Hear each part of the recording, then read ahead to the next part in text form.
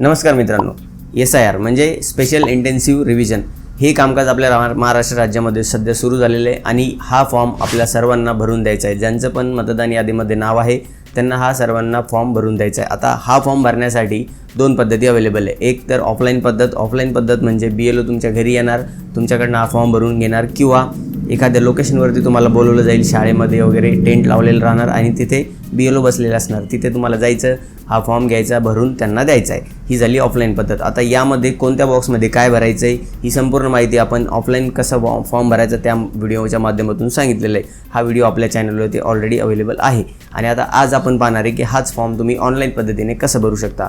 बरेचसे लोक असे असतात जे ज्यांचे नावं गावाकडे आहे पण ते कामासाठी बाहेर राहतात आणि ती गावाला जाऊ शकत नाही हा फॉर्म भरण्यासाठी. तर ऑनलाईनसुद्धा तुम्ही हा फॉर्म भरू शकता. जर तुम्हाला ऑनलाईन भरायचा असेल तर तो कसा भरायचा हे आपण आजच्या व्हिडिओच्या माध्यमातून पाहणार आहे. तर व्हिडिओला शेवटपर्यंत नक्की बघायचं आहे. व्हिडिओला शेवटपर्यंत काळजीपूर्वक नक्की बघायचं आहे आणि तुम्ही ऑनलाईन पद्धतीने SIRचा फॉर्म भरू शकता. तर चला मग आता व्हिडिओला सुरू करूया.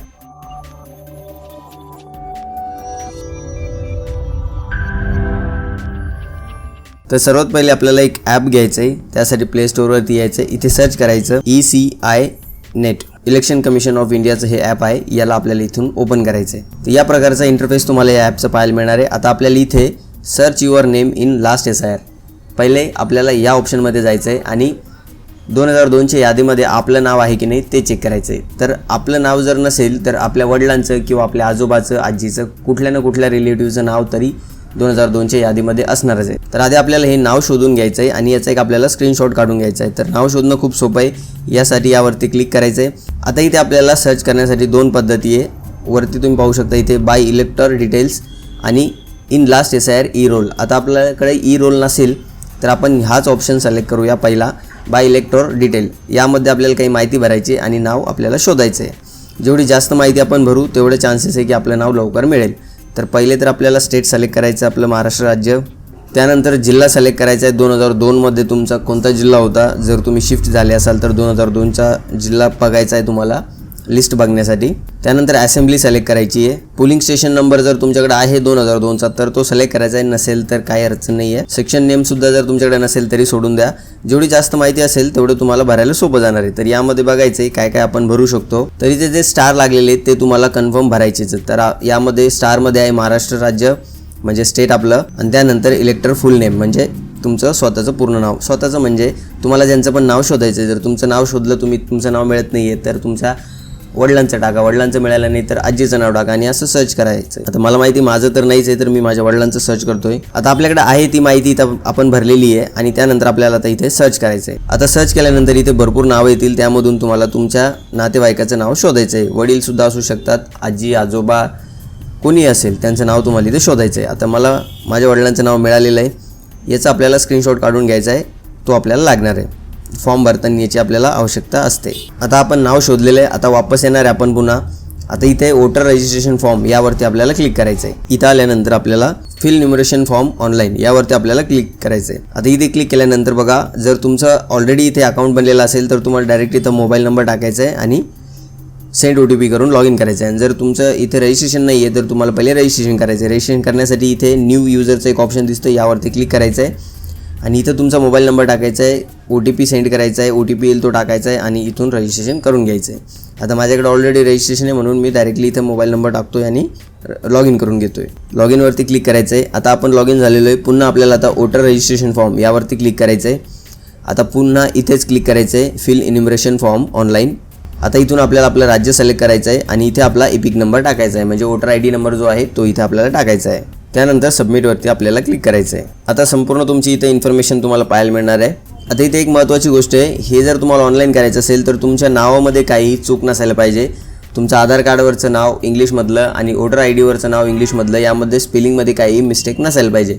आधी अशा भरपूर चुका झालेल्या आहेत तर ते तुम्ही पहिले दुरुस्त करून घ्यायचं आहे. इथूनच याच ॲपमधून तुम्ही दुरुस्तसुद्धा करून घेऊ शकता. आधी दुरुस्त करून घ्यायचं आहे आणि त्याच्यानंतर हा फॉर्म भरायचा आहे. फॉर्म भरण्यासाठी अजून 29 तारखेपर्यंत आपल्याकडे वेळ आहे आणि सोबतच वोटर IDला मोबाईल नंबर लिंक असणं गरजेचं आहे. जर तुमच्या नावामध्ये काही स्पेलिंग करेक्शन करायचे असेल तरी तुम्ही हा इथून फॉर्म भरू शकता आणि सोबतच मोबाईल नंबरसुद्धा लिंक करू शकता. आणि फक्त मोबाईल नंबर लिंक करायचा असेल तर तो सुद्धा तुम्ही इथूनच करू शकता. खाली एक ऑप्शन आहे बघा, फॉर्म 8 म्हणतो याला. आपण यावरती क्लिक केलं की त्या फॉर्म 8वरती आपण जाणार आणि तिथून तुम्हाला मोबाईल नंबर लिंक करायचा आहे. आता या व्हिडिओमध्ये मी तुम्हाला ती प्रोसेस दाखवणार नाही, नाहीतर खूप जास्त मोठा व्हिडिओ होईल. पण आपल्या चॅनलवरती हा सुद्धा व्हिडिओ अवेलेबल आहे. तर आता आपण असं समजतोय की सर्व आपल्या गोष्टी आहेत, नाव वगैरे बरोबर आहे आणि मोबाईल नंबर सुद्धा लिंक आहे वोटर आयडीला. आता फक्त इथं आपल्याला लिंक असलेला मोबाईल नंबर टाकायचा आहे. त्यानंतर सेंड OTP वरती क्लिक करायचं आहे. OTP टाकून व्हेरीफाय OTP वरती क्लिक करायचं आहे. आता इथे खाली आपल्याला 4 ऑप्शन्स पाहायला मिळतील. ज्यांचं वय 38 वर्षापेक्षा जास्त आहे त्यांना 4 ऑप्शन्स मिळतील आणि ज्यांचं वय 38 वर्षापेक्षा कमी आहे त्यांना 3च ऑप्शन मिळतील. का? कारण जो पहिला ऑप्शन आहे तो त्याच लोकांसाठी आहे ज्यांचं नाव 2002च्या यादीमध्ये होतं. माझं नाही आहे म्हणून मला तो ऑप्शन दिसत नाही आहे, हाईड झालेला आहे. आता दुसरं ऑप्शन कोणासाठी ते तुम्हाला मराठीमध्ये समजून सांगतो. आता दुसरं ऑप्शन कोणी सिलेक्ट करायचं आहे? ज्यांचं स्वतःचं नाव तर नाही आहे 2002मध्ये, परंतु नातेवाईकाचं आहे. जसं की पॅरेंट्स असतील म्हणजे आई किंवा वडील किंवा मग आजोबा असतील, त्यांचं नाव जर या लिस्टमध्ये आहे 2002च्या, तर मग आपल्याला हा दुसरा ऑप्शन सिलेक्ट करायचा आहे. तर तिसरा ऑप्शन त्यांनी सिलेक्ट करायचा आहे ज्यांचं 2002मध्ये पण नाव नाही आणि त्यांच्या पेरेंट्सचं वगैरे पण नाव नाही आहे 2002मध्ये, परंतु 25-26च्या यादीमध्ये नाव आहे. म्हणजे मागच्या वर्षामध्ये जर तुमच्या आईवडिलांचं नाव मतदान यादीमध्ये लागलं असेल तरीसुद्धा तुम्हाला हे तिसरं ऑप्शन सिलेक्ट करायचं आहे. आणि चौथा ऑप्शन आहे ज्यांचं नाव या तिन्हीपैकी कुठंच येत नाही आहे, म्हणजे 25-26च्या यादीतसुद्धा नाही आहे, म्हणजे नातेवाईक असतात आपले त्यांचं पॅरेंट्स असतात त्यांचं, आणि 2002च्या यादीमध्ये सुद्धा नाही आहे. तर कुठंच नाव नाही आहे तुमच्या नातेवाईकाचं किंवा पॅरेंट्सचं, तर तुम्हाला चौथा ऑप्शन सिलेक्ट करायचा आहे. Neither my name or my parents name exist in the electoral roll of last SIR, म्हणजे कुठंच आपल्या संबंधितांचं नाव नाही आहे, तर आपल्याला हा शेवटचा ऑप्शन सिलेक्ट करायचा आहे. आता मी दुसऱ्या नंबरचा ऑप्शन सिलेक्ट करतो आहे कारण माझं नाव 2002च्या यादीत नाही आहे पण माझ्या आईवडिलांचं आहे.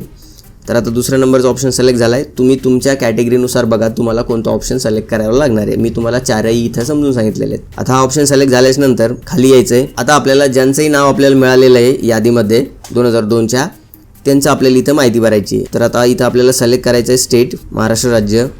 त्यानंतर असेंब्ली सिलेक्ट करायची आहे. आता स्टेट आणि असेंब्ली सिलेक्ट झाल्यानंतर 2002च्या यादीमध्ये ज्यांचं नाव आपल्याला मिळालेलं आहे त्यांचा पोलिंग स्टेशन नंबर त्यावेळेला काय होता तो आपल्याला इथे सर्च करून सिलेक्ट करायचा आहे. आणि त्याचप्रमाणे पार्ट नंबरसुद्धा आपल्याला इथे टाकायचा आहे. ही दोन्ही गोष्टी आपल्याला त्या यादी जेव्हा आपण सर्च केलेली आहे त्यामध्ये आपल्याला पाहायला मिळणार आहे. तिथं बघायचं आहे आणि इथे आपल्याला टाकायचं आहे. आता रिलेशन काय आहे, जे नातेवाईक तुम्ही त्यांची माहिती भरताय त्यांच्यासोबत तुमचं नातं काय ते सिलेक्ट करायचं आहे. तर माझे वडील आहे म्हणून फादर इथं ऑलरेडी आलेलं आहे, मी तेच सिलेक्ट करतोय. आपण चेंजसुद्धा करू शकतो. आईचं भेटला असेल तर आई घ्या, ग्रँडफादर असेल तर ग्रँडफादर, आजी असेल तर ग्रँडमदर, असं तुम्हाला इथून सिलेक्ट करायचं आहे. आणि आता इथे सर्च करायचं आहे. तर बघा खाली त्यांचं नाव डिटेल्स आपल्याला पाहायला मिळणार आहे. आता आपल्याला फक्त इथे टिक करायचं आहे my relatives name exist in electoral roll of Maharashtra in 2002 as per the above detail, म्हणजे मागच्या यादीमध्ये माझ्या हे नातेवाईक आहेत आणि यांचं नाव आहे. या चेकबॉक्सवरती क्लिक करायचं आहे आणि कंटिन्यूवरती क्लिक करायचं आहे.